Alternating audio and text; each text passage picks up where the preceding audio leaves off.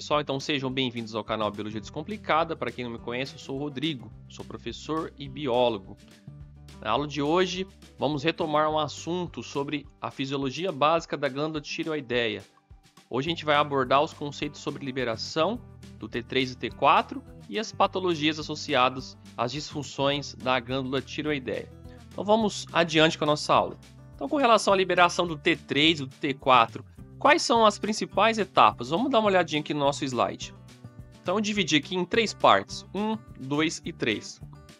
Então, nessa região que eu estou mostrando aqui na seta, na fase 1, é dentro do coloide.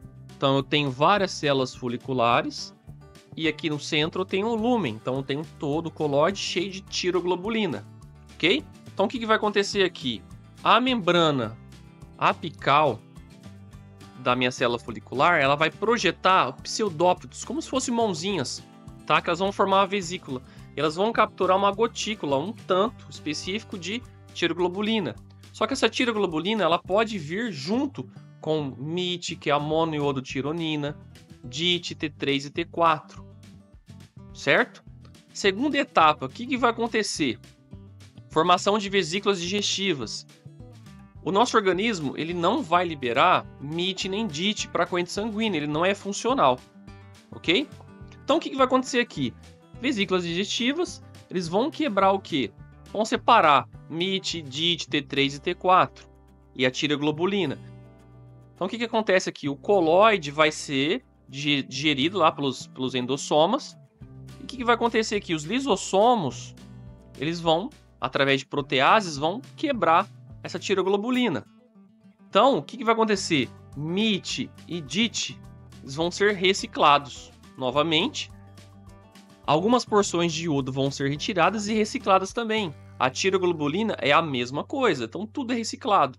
Só o T3 e o T4 que sai.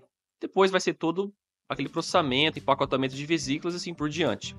Então, cerca de 93% desses hormônios tiroidianos são formados por T4 e 7% por T3. Então, a maior quantidade do T4 é circulante e o T3 em baixas quantidades, como já disse no começo da aula. Ou seja, então, porém, em poucos dias, metade do T4 é lentamente desiodado. Ou seja, o T4 ele é convertido a T3 para ter a sua forma ativa dentro da célula, que eu vou estar mostrando isso mais para frente. Então, vamos lá.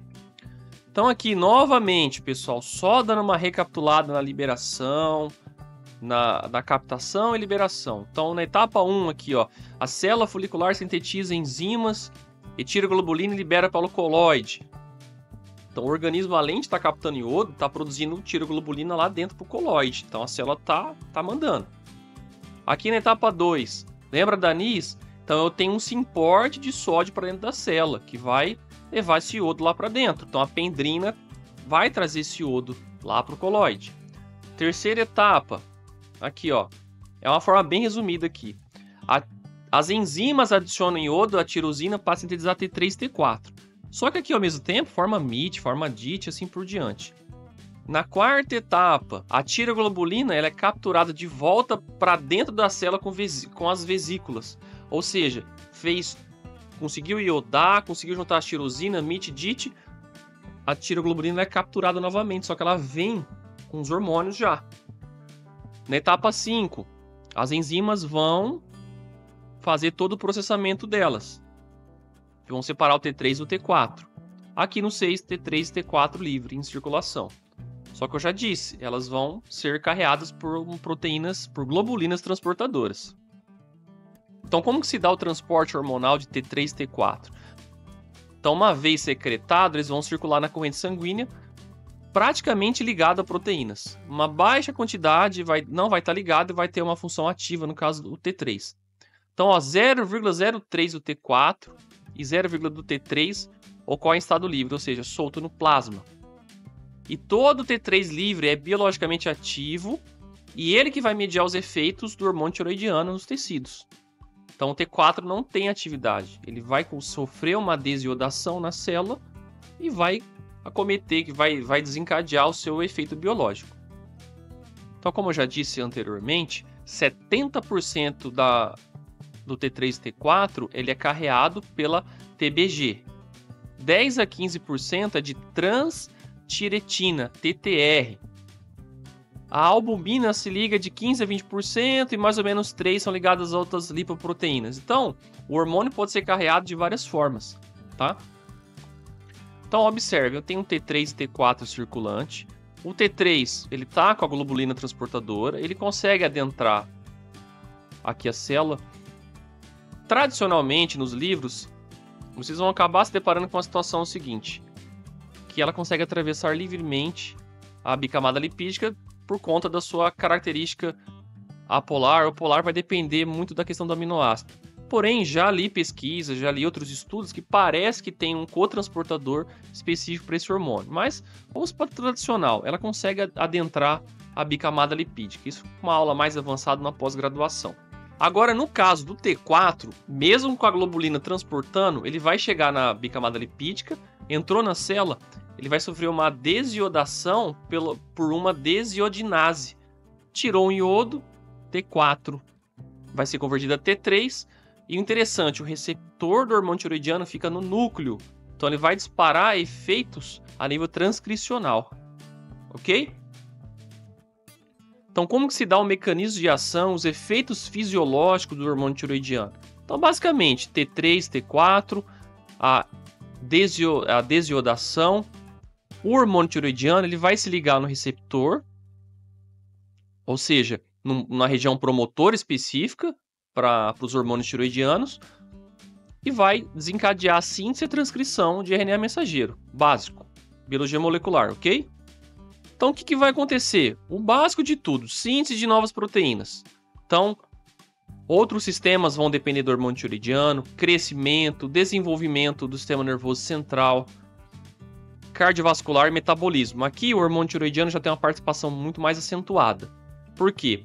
O hormônio tiroidiano ele controla muitas coisas, como débito cardíaco, fluxo sanguíneo tecidual, frequência cardíaca, força de contração, a respiração, energia, parte mitocondrial, as bombas de sódio e potássio, consumo de oxigênio, absorção de glicose, gliconeogênese, glicogenólise, lipólise, síntese de proteínas ou a taxa metabólica basal, ou seja, o tanto que o seu corpo gasta em termos de calorias para se manter vivo. Então, o hormônio tiroidiano é extremamente importante. Então, a pessoa que tem falta disso sente-se muito abatida, sonolenta, com muita fraqueza. A pessoa que tem excesso, ela tem esses parâmetros totalmente elevados. Então, a pessoa que emagrece muito, é muito agitada, muito estressada, muito nervosa, mas em questões patológicas, tá? Existem pessoas que não têm problema e são estressadas e são normais, ok? Pessoal, uma pausa para tomar água. Eu quero que vocês tomem água nesse momento. Pega a sua garrafinha. Façam uma pausa, gente. Hidrata o rim. Vocês não querem ter que fazer uma hemodiálise, não. Dá uma pausinha e toma água. Então vamos voltar. Agora, a regulação do hormônio tiroidiano. Pessoal, vamos dar uma olhadinha aqui também no eixo hipotálamo-hipófise, porque o hormônio tiroidiano ele está regido sobre esse eixo. Hipotálamo, hipófise e a glândula tiroidiana. Então, hipotálamo, a hipófise, a glândula tireoide. Então, quem é os maiores reguladores do hormônio T3 e T4? É a tireotrofina, ou TRH, produzida a nível hipotalâmico, ou também o hormônio tiroestimulante, que é o TSH. Então, se vocês já foram no médico, você vai pedir lá dosagem de T4 livre e TSH. Então, são os parâmetros para ver. Porque aqui acontece uma retroalimentação negativa, ou seja, de acordo com os valores de T3 e T4, a gente tem um feedback de aumentar ou diminuir a produção. Então, o que vai acontecer aqui? Vamos para o slide. Ó. No hipotálamo, é produzido o TRH, que ele é produzido e liberado na adenopófise, que vai cair na veia porta. Quem vai liberar? Os hormônios parvocelulares. Aqui na região da adenopófise, ou a glândula pituitária, antigamente que ela é denominada, vai ter uma regiãozinha aqui com os tireotrófos que vai produzir o TSH. E, consequentemente, vai liberar o TSH e ele vai chegar na glândula tireoideia e vai desencadear os efeitos fisiológicos do TSH. E, consequentemente, dependendo dos níveis circulantes T3 e T4, a adenopófise e o hipotálamo, eles detectam se tem um aumento ou uma diminuição. Se diminuir o TSH, você tem um feedback de retroalimentação, ou seja, ó, tem pouco, vamos produzir mais TRH, que vai produzir mais TSH, que mais T3, T4. Atingiu níveis adequados, tem muito, ó, feedback negativo, diminuir. Aí diminuiu aqui, diminui também lá no central. É bem simples e bem fácil. Aqui, ó, dá uma olhadinha nisso aqui, parece uma loucura, mas é muito interessante vocês estudarem essa parte aqui. Então, ó, eu tenho um nível X de T3 e T4. Se eu tiver níveis muito elevados, há uma pausa na produção, diminuição. A adeno-hipófise detecta, diminui T3 e T4. Se está muito baixo, eu tenho um feedback para estimular, então mais TSH e mais T3 e T4. A mesma coisa acontece no hipotálamo. Se eu tenho pouco, eu vou ter uma detecção de pouco T3, T4 e TSH, mais TRH. E, consequentemente, mais TSH e mais T3 e T4. Parece confuso, mas é só você seguir bonitinho o esquema. Outro exemplo. No frio, a gente treme bastante, porque nosso corpo precisa de calor. Então, aumenta a tua taxa metabólica basal, contração muscular, calor, temperatura. Então, o frio, ele aumenta a produção dos hormônios tiroidianos. Um outro hormônio contra-regulatório, somatostatina, ela tem uma inibição no hipotálamo do TRH. A dopamina e o L1-beta vai acentuar a diminuição da produção dos hormônios tiroidianos, certo? Outra situação também, os glicocorticoides. Tem tanto o cortisol do nosso organismo como os fármacos, betametasona, dexametasona, hidrocortisona. Tem muitos outros corticoides que, dependendo do excesso de corticoide na circulação sanguínea, você pode ter uma diminuição dos níveis de TSH. Então tem que tomar muito cuidado antes de fazer o exame de sangue, se está tomando corticoide, avisar o médico, isso é muito importante. Agora, nas mulheres, o estrógeno aumenta a produção dos hormônios tiroidianos.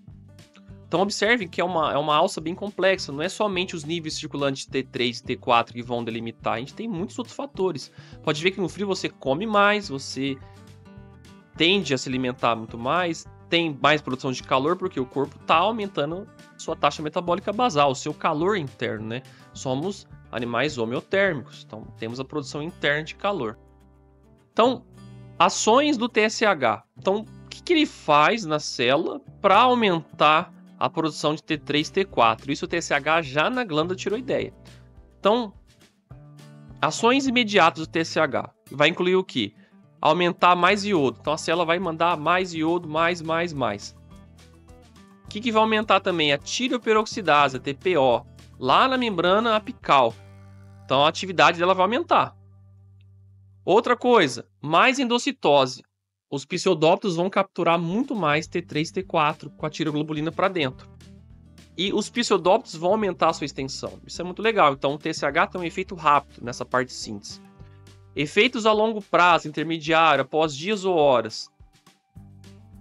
Aumento da síntese de proteínas e expressão gênica. Isso aqui não dá para fazer da noite para o dia. Nosso organismo segue um ritmo. Então, aumenta a produção de NIS, TPO, pendrina e a tireoglobulina. Beleza? Agora vamos falar a parte que todo mundo gosta, todo mundo quer saber disso daqui. É a parte que mais chama a atenção dos alunos. São as disfunções tiroidianas. Então eu vou focar no hipo e no hipertiroidismo. Eu não vou expor conteúdos médicos ou dar diagnóstico ou situações clínicas. Tudo você tem que passar no médico especialista, no endocrinologista e conversar com ele. Então eu vou citar as principais patologias, o que pode acontecer e quais são as situações que a gente deve encarar, certo? Vamos falar do hipotiroidismo. É muito comum na nossa população. Eu tenho certeza que muitos parentes de vocês sempre chega assim, um avô, uma avó lá, eu tenho tireoide. Todo mundo tem a tireoide, né? Mas talvez por falta de conhecimento acha que tem problema. Então o que vem a ser o hipotiroidismo? É uma diminuição da função da glândula, bem básico. Quais são os sintomas comuns? Normalmente, quem tem hipotiroidismo apresenta apatia, sonolência, problemas de memória em casos mais graves, tá? Vai depender muito de qual idade a pessoa descobriu, se é na infância, adolescência, na fase adulta. Aqui o bócio eu vou dar uma parte só sobre isso. Eu posso ter bócio no hipo e no hiper. O bócio, nessa situação aqui, tem a ver com falta de iodo, tá? Ou outra patologia, tá? Relacionada a um tumor, algum crescimento. Também é muito comum nas pessoas com hipotireoidismo apresentarem palidez, escamação da pele, uma pele mais seca, o cabelo cresce menos.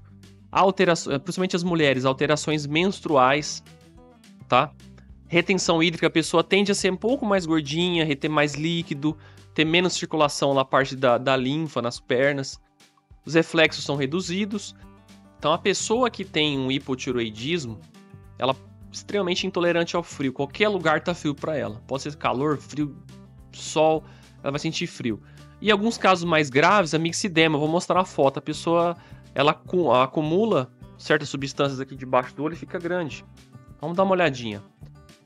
Então, uma doença relacionada ao hipotireoidismo, a gente tem uma etiologia primária, é na glândula. Então, eu tenho o hipotireoidismo ou a doença de Hashimoto, ou tireoidite de Hashimoto. O que ela é? A tireoidite de Hashimoto é uma doença autoimune, ou seja, o próprio corpo agride a glândula, ou seja, vai combater ela. Então, a tireoidite de Hashimoto, ou a doença de Hashimoto, é uma inflamação autoimune crônica que vai atacar a tireoide. Então, as condições dessa tireoidite, normalmente, em 95% dos casos, é uma antitireoperoxidase, que vai atacar a glândula, ou seja, é um anticorpo contra a tireoperoxidase. Então, o que vai acontecer? Vai destruir a glândula, fibrose glandular e a diminuição da secreção desses hormônios. Pode ter também, em 5% dos casos, uma antitireoglobulina, ou seja, um anticorpo contra a tireoglobulina. Então, ele vai combater isso, tá? Então, qual a recomendação? Evitar excesso de iodo, repor hormônio tireoidiano, ou fazer algum tratamento específico. Eu não posso passar tratamentos porque eu não sou médico. Gostaria de passar mais informações para vocês, mas não é essa a minha função aqui, é só para mostrar para vocês. Agora, esse é o que vocês mais devem ter visto aí em algum livro ou na televisão. É uma doença muito difícil de acometer agora com a gente. Vivemos em centros urbanos, temos uma alimentação adequada, assim espero, né? Geralmente pessoas que vivem no sertão, regiões mais áridas, desérticas, ou que não têm acesso a um sal com iodo específico, acontece isso. Por quê? A gente chama de bócio coloide endêmico, por deficiência dietética de iodo, também é uma etiologia primária. O que acontece? Se você não tem iodo no organismo, e o nosso sal ele é iodado por conta disso, para prevenir esse bócio. Então a sua glândula trabalha excessivamente, ela fica um caroço enorme, tá? Olha aqui nessas mulheres, olha o tamanho. Então, o que vem acontecer no bócio coloide endêmico? Com esse resultado de não ter hormônio, você tem sempre um feedback para estimular a produção de TRH e TSH. Só que por algum problema, a tua glândula não produz. Então, se não tem, o corpo está mandando mensagem, ó, eu preciso mais, preciso mais. Aí a hipófise também, mais. Manda para tireoide. Tireoide não tem. Aí o organismo não entende. Parece até um pouco confuso. Então o TSH vai estimular tanto essas células tireoidianas que vai ter uma quantidade excessiva de coloide, de tireoglobulina no folículo e vai aumentar essa glândula. Então o folículo aumenta de 10 a 20 vezes. Ou seja, o organismo está produzindo tireoglobulina porque ele não está entendendo, falta iodo. Então, mais TSH liga. Então vocês lembram dos slides anterior, que são efeitos imediatos, aumentar a atividade de tireoperoxidase, intermediário, aumentar a tireoglobulina, tireoperoxidase, assim por diante. Então aqui vai acontecer isso. Então observem aqui um folículo tireoidiano normal, que é um corte histológico, corado com eosina e hematoxilina, os folículos de formas, contornos regulares de formas normais. Olha o tamanho de um macrofolículo e um microfolículo de uma pessoa que tem um bócio nodular coloide. Então, a glândula pode apresentar locais específicos por lobos, né? A questão do hormônio tireoidiano. Então, eu tenho um folículo gigante, cheio de tireoglobulina, mas não produz hormônios. Aqui é outra patologia do mixedema. Então, o paciente não tem hormônio tiroidiano nenhum, zerado. Ácido hilariônico aumenta e sulfato de condrotina debaixo aqui dos espaços intersticiais do olho. Vai dar aquela flacidez, inchaço, tá? Não confundam isso com olheira, tá bom? Mas a pessoa, ela aumenta e fica essa bolsa aqui de baixo. Então, o hipotiroidismo em fetos, ou seja, de forma congênita ou no início da infância, a gente denomina como cretinismo. Então, um hipotiroidismo extremo em fetos é caracterizado pela deficiência do crescimento corporal por retardo mental.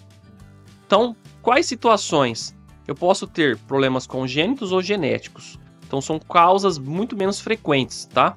Pode ter mutação em genes que produzem hormônio tiroidiano, pode ter problema genético na NIS, na TPO, na tiroglobulina, na pendrina e até anticorpo que bloqueia o TSH, isso no feto, tá? Então, nesse caso, a glândula tiroideia ela simplesmente não está desenvolvida. Então, é um problema congênito ou um problema genético.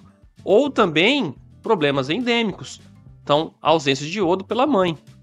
E é sempre necessário fazer o teste do pezinho. Lembrem, vocês que vão ser pais ou vocês que são mães, faz o teste do pezinho para detectar isso daqui já assim que nascer. Mas observem a estatura e a face dessas crianças. Por mais que elas são magrinhas, né, aparentemente pessoas que moram na África aqui pelo jeito, essa tem uma estatura normal para a idade dela, faces normais, mas olha esse menino, as pernas tortas, face mais grosseira, um leve retardo mental. Olha a mão dessa criança. Você mal consegue enxergar as placas epifisárias, o osso não está formado. E aqui, como se fosse dessa criança, os ossos, as epífises todas formadas. Então, esses indivíduos apresentam retardo mental grave, baixa estatura, o esqueleto, o desenvolvimento dele é incompleto e quase prejudica muito a vida. Mesmo se repor hormônio mais para frente, você tem uma leve melhora na situação, mas talvez não tenha você não vai ter um crescimento que você teria adequado. Olha essas crianças, características faciais grosseiras e protusão da língua, a língua dela sai para fora. Parece com síndrome de Down, só que aqui é por conta do cretinismo. Existem muitas pessoas com 30, 40 anos que aparentam ter essa característica infantil por falta de hormônio tiroidiano. Quais são os sintomas bem corriqueiros do hipertiroidismo? A boa parcela das pessoas apresentam exoftalmia, ou seja, a protusão dos olhos, não de uma forma esbugalhada, mas o olho fica um pouco saltado. Só que a característica mais comum do hipertiroidismo é o quê? Um alto nível, uma alta excitabilidade. Então é uma pessoa muito mais nervosa, possui diversas alterações psicológicas, a pessoa fica irritada, nervosa, ansiosa, estressada. Então ela precede do quê? De insônia, fadiga. E uma característica bem comum do hiper é a perda de peso bem rápido, ligeira e extrema. A pessoa até acha que está diabética, né? Porque é um tipo de sintoma. Porque o seu metabolismo está no máximo, está no limite, está extremamente acelerado. Normalmente a pessoa apresenta tremor nas mãos. Então o metabolismo está alto, está fervendo. Então a pessoa treme a mão. Diminuição da sudorese, fraqueza muscular, dores, diarreia. As mulheres, alterações menstruais. A pessoa hipotiroideia, ela é intolerante ao frio. A pessoa hipertiroideia é intolerante ao calor. Então a pessoa não suporta calor. Então vocês me desculpem, eu devo ter hipotiroidismo porque eu não suporto calor, não gosto, me incomoda, me irrita. Mas fiz meus exames, tá tudo normal. Aqui é uma curiosidade interessante. O bócio ele pode ser desencadeado pelo hiper. No caso do hipo, a pessoa tem lá o bócio coloide endêmico. Por quê? Falta de iodo, a glândula vai inchando porque não tem um hormônio ligando ali, controlando. Aqui o bócio do hiper é um excesso de produção, ou seja, a glândula trabalha loucamente. A gente vai ver as patologias que fazem ela trabalhar desse jeito e por que dá um hiper. Então, o que vem a ser o hipotiroidismo? Aqui no ladinho do slide, ó, é o funcionamento excessivo da glândula, que vai resultar o quê? Na produção muito alta desse hormônio, seja por um estímulo tirotrófico, ou seja, TRH e TSH, ou seja, do hipotálamo e da hipófise, ou por uma função autônoma do tecido tiroidano, que leva, a gente chama de tirotoxicose, ou seja, uma toxicidade pelo hormônio tiroidiano. Pode ser um câncer, anticorpos e assim por diante. Eu vou mostrar nos próximos slides. Vamos dar uma olhadinha. Então, vamos falar de hipertireoidismo. A principal etiologia da tireotoxicose, ou seja, do hipertireoidismo, são esses estados que eu vou falar aqui. A doença de Graves, que ela comete 60% a 80%, tá? A maior prevalência em mulheres, e o adenoma tóxico, ou seja, se desenvolve no próprio tecido. Então, o problema ali é no tecido. A doença de Graves a gente vai ver que tem a ver com anticorpos, entre outras coisas. Só um minutinho. Então, vamos falar da doença de Graves. Ela é bem comum. Se você for no consultório de endocrinologia, é bem comum a doença de Graves.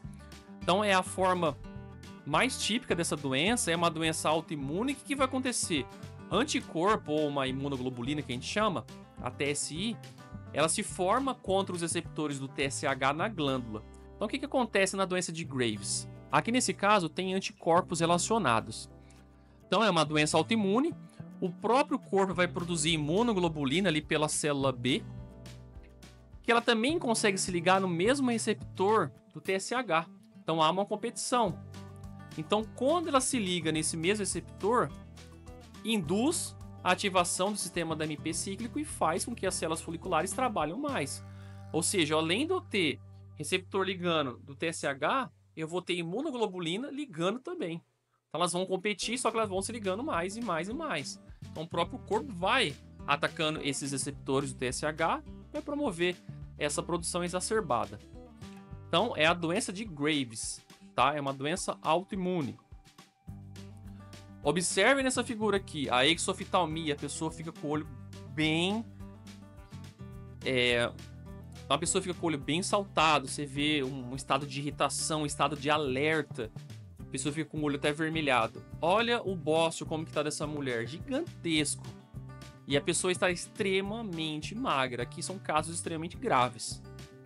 Então isso aqui tem que ir no médico, tem que fazer tratamento. Normalmente o tratamento para hipertireoidismo são com medicamentos que bloqueiam a ação do hormônio, ou a pessoa tem que tomar iodo radioativo para poder o quê?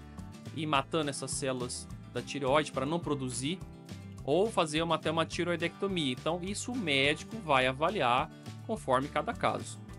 Beleza? Pessoal, aqui para finalizar a aula eu trago um assunto muito legal, um pouco diferente da aula. Lembra do acidente nuclear da usina de Chernobyl, lá em Pripyat, na região da Ucrânia? Quem assistiu o documentário, o filme, né, a série na HBO, determinado episódio, a cientista dá um iodo para uma mulher ingerir. É um iodo mais puro, iodo concentrado. O que acontece? Quando há a liberação de substâncias radioativas lá pelo reator, ou até com uma bomba nuclear, o iodo é liberado, só que é um iodo de uma forma radioativa, um tipo de isótopo diferente. Então o que acontece? A gente tem ali a radiação alfa, gama, beta. Essa parte da física deixa para outro momento, outro vídeo.